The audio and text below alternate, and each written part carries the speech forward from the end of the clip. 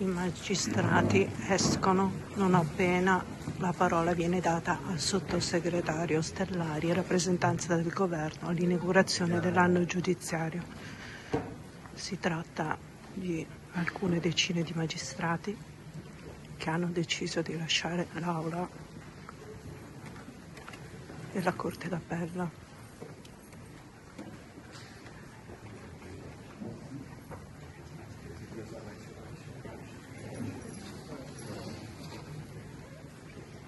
Costituzione alla mano e coccarda sulla toga, protestano contro la riforma annunciata dal governo di separazione delle carriere.